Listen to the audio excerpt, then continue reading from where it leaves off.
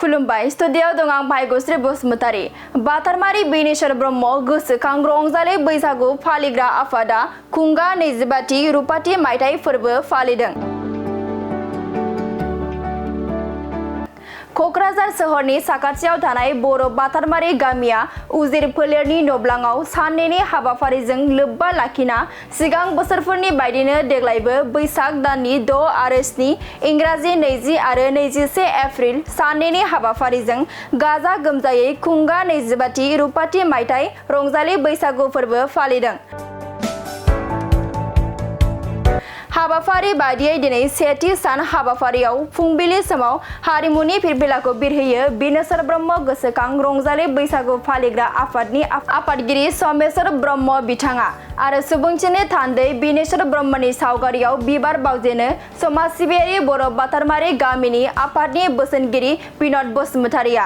बिनेश्वर ब्रह्म गोसोखां रंजालि बैसागु फालिग्रा आफादा खुंगा 25थि रुपाथि मायथाइ फोरबोजों लोब्बा लाखिना देरसिनफोरखौ मान बावनाय आरो गेवलाङै हारिमु मोसाग्लांनाय, सावगारि आखिनाय बादायलायनाय, खन्थाइ आवरायनाय बादायलायनाय, हारिमु आयदा बादायलायनाय, बैसागि खुंग्रि बादायलायनाय आरो मोनाबिलियाव हारिमु आरो बायदि हाबाफारि लादों। गोदान बोसोरनि बयनोबो आंनि मोजां मोननाय अननाय सिबिनाय गासैनोबो बर' बातारमारि गामिनि लोगोसे नुजाफैनो हानाय गासैबो मानगोनां सोद्रोमा नोंथांमोननो गोदान बोसोरखौ हामलायनाय थाबाय।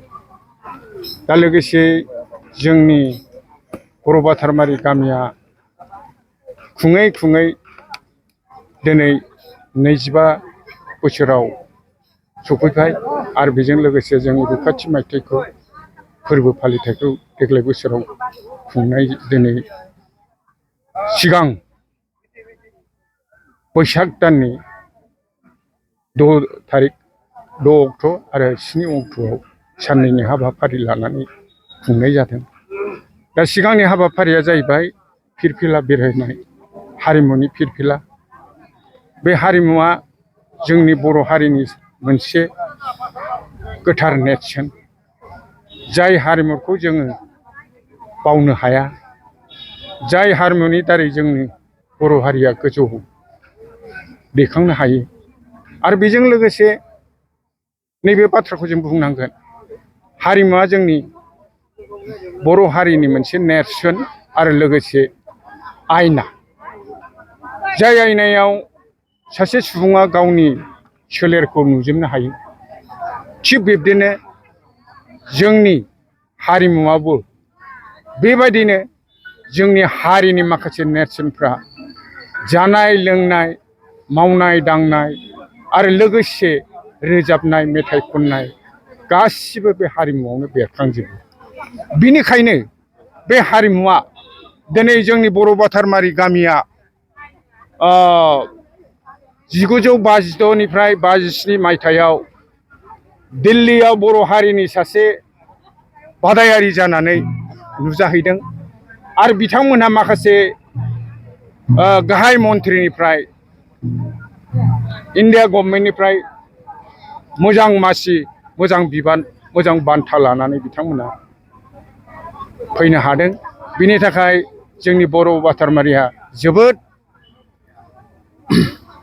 जोंनि हारिमु बैसाग जे जों फोरबो फालिथाय, बे फालिथायखौ जोङो गाजा गोमजायै फालियो। आरो जोंनो माखासे थैनानै थांनाय सुबुंथिनि थान्दै बिनेश्वर ब्रह्मआ माखासे बोसोन होलांदों।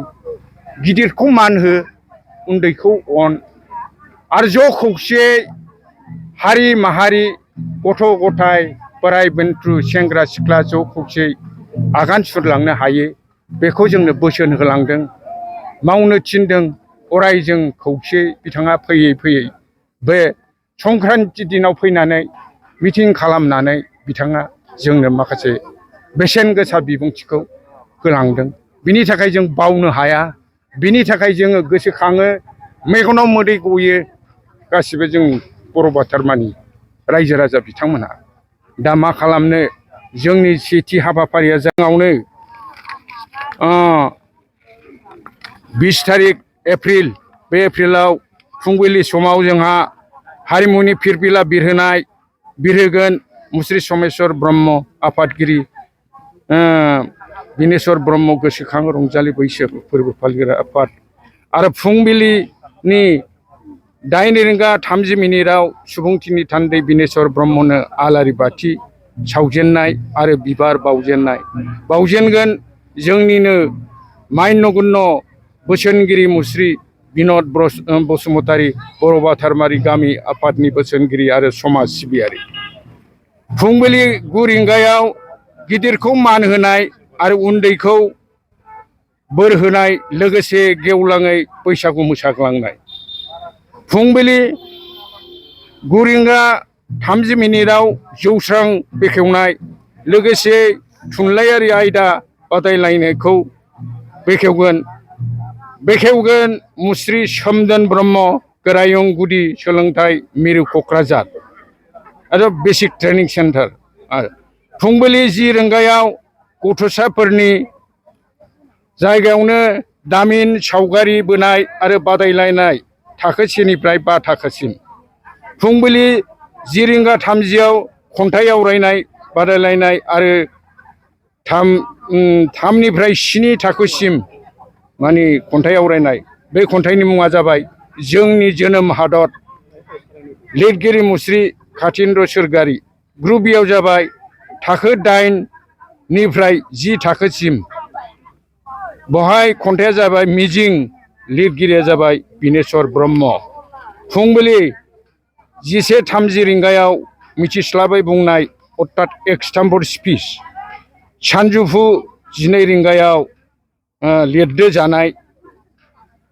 सानजौफु 1 रिंगायाव बान्था रायनाय बेलासि 1:30 रिंगायाव हारिमु आयदा बेखेवनाय आरो लोगोसे दंबावो जोंहा बेखेवगिरि मुस्रिमा नयश्री ब्रह्म बारग' बागुरुम्बा मोसागिरि दिल्ली बिथाङा दाबो दङ बिथाङा माने थांनानै दङ बहायनो दंफैयो बिथाङानो सिगां जोंनि बागुरुम्बा मोसानायाव दिल्लीयाव माने पार्टिसिपेट खालामग्रा सासे रोंगौथि गोनां सोद्रोमा बिथांखौ जोङो बेवहाय लाबोदों बरायनानै बेलासि 2:30 बैसागु खुगा मेथाइ खननाय बादायलायनाय बेलासिनि 3 रिंगायाव गथ'साफोरनि मोसानाय बादायलायनाय 5 बोसोरनिफ्राय 12 बोसोर बैसोसिम बैसागु मेथाइजों बेलासिनि 4:30 बैसागु खुंग्रि मोसानाय बादायलायनाय 15 बोसोरनिफ्राय 30 बोसोरसिम दा बे हाबाफारिया दिनैनि हाबाफारि बे हाबाफारियाव साफ्रोमबो रायजो राजा आरो लोगोसे गुबुन गुबुन गामिनिफ्राय माखासे बादायारि बिथांमोनखौ हांख्रायदों बिथांमोना फैनानै जोंनि नैबे जौस्राङाव बादायफैगोन बिथांमोननो जों माखासे मान बिलाइ माखासे बान्थाफोर राननानै हरगोन दा बिनिखायनो जोङो जोंनि माखासे हाबाफारियाव जों बयखौबो जोंनो बिमा मासेनि जानानै खौसे जानानै हारि माहारिखौ हारिमु आयदायाव जौगाखांनो थाखाय जोङो साखाफारा जादों दा बे जोबनायाव आंनि मोजां मोननाय अननाय सिबिनाय गासैनोबो जासिनानै आंनि नैबे फंनैसो बुंथिनांगौखौ बेवहायनो फोजोबनाय जाबाय। बेयाव आंनि गोसो गोरबोनि अननाय सिबिनाय खुलुमनाय गासैबो जोंनि बर' बाथारमारि गामिनि रायजो राजा आइ आफा गथ' उन्दै सेंग्रा सिख्ला आरो मुलुगाव थानाय गासैबो सुबुं माहारिनो आंनि खुलुमनायखौ बावहरनाय थाबाय आरो लोगोसे दिनैनि बे जोंनि बर' बाथारमारि गामिनि गोसोखां रुफाथि मायथाइ गोसोखां बिनेश्वर ब्रह्मनि नामै खुंनाय रंजालि बैसागु फोरबोआव जोंजोंनो लेंनानै लाबोनाय मानगोनां खौरांगिरि फंबायमोन बिथांमोननि सिगाङाव आङो जोंनि दिनैनि बे रंजालि बैसागु खुंनायाव जोंनि गामिनि रायजो राजा आइ आफा आरो जोंनि बैसागु खुंफुं आफादनि आफादगिरि लोगोसे नेहाथारि आरो गुबुन गुबुन दालाइ आफाद आरो जोंनि बर' बाथारमारि गामिनिनो नेहाथारि लोगोसे आंनि बर' बाथारमारि गामिनि एरिया इनचार्ज आरो जोंनि बर' बाथारमारि गामिनि जोंसार क्लाबनि मानगोनां आफादगिरि नेहाथारि लोगोसे बिथांमोननि आंनि अननाय सिबिनायखौ गले आरो खेनसे जासिबावनाय थाबाय। दा दिनै जोङो गोसोखां बिनेस्वर ब्रह्म रुफाथि मायथाइ फोरबो फालिनाया जोङो बुंनो थाङोबा जोङो दिनै खुङै खुङै फालियै फालियै दिनै रुफाथि मायथाइ फालिनायसिम आगानाव सौफैबाय। मानो होनना बुङोबा जोंनि बे बैसागु जौस्राङाव जे मोसानाय फोरबो खुंनाय बेखौ जोंनो बुंनो गोनां माने रायजो राजानो फोरमायनो गोनां दं।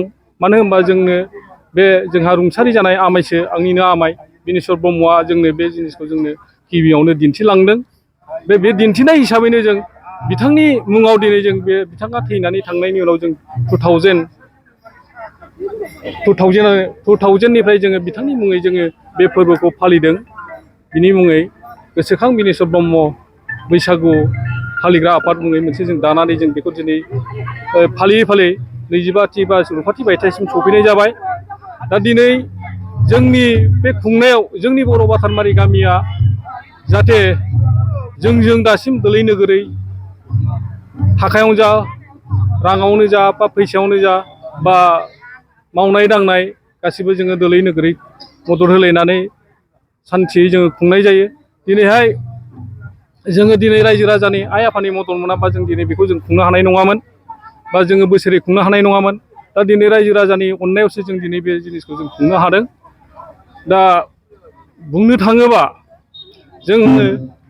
जोंहा बर' माहारिखौ जोङो जिहेथु जोङो गोजौआव दैखांनांगौ हिसाबै दिनै जोङो बेहाय जोङो माखासे हाबाफारि लानाय जायो। जेरै हारिमु आयदा, जाय बिथांमोनहा बिथांमोनखौ थुनलाइयारि आयदा, लोगोसे खेला आयदा बेवहाय जों लानाय जायो। गथ'नि थाखाय जोङो आफादारियाव हिसाबै जोङो खन्थाइ आवरायनाय, सावगारि बोनाय आरो लोगोसे हारिमु हिसाबै दङ जोंहा मेथाइ खननाय, मोसानाय आरो बैसागि खुंग्रि मोनसे जोङो बे जिनिसखौ जोङो बोसोरै जों लानाय जायो। बेवहाय जोङो बैसागि खुंग्रियाव साथाम हिसाबै बासिनानै दोननाय जायो। जोङो बेहाय लोगोसे जों मुफुरजों लोगोसे रांनिबो बान्था हरफानाय जायो। दा जोङो रांनि बान्थायाव जोङो फार्स्ट प्राइज हिसाबै जोङो 10,000 मोना 10,000 आरो सेकेन्ड हिसाबै जोङो 7,000, थामथि हिसाबै जोङो 5,000 होनाय जायो। दा दिनै जोङो जोंनि रायजो राजा आइ आफाखौ जोङो बाख्नायनांगोन। मानो होनबा जोङो रायजो राजानि आइ आफा बा जाथि बा रायजो राजा आरो आइ आफा जाथि खुरमा जुदि जों बेवहाय हेफाजाब होलायामोनबा जों दिनै बे जिनिसखौ जों खुंनो हानाय नङामोन बा जोङो मावनो हानाय नङामोन। दा बेखिनिखौनो आङो साफ्रोमबो रायजो राजानाव आङो रायजोनि जानानै आङो बयनोबो आंनि गोसो गोरबोनि साबायखर बावनानै आंनि सुंद' बिबुंथिखौ आं बेखिनियाव फोजोबबाय। गोजोन्थों।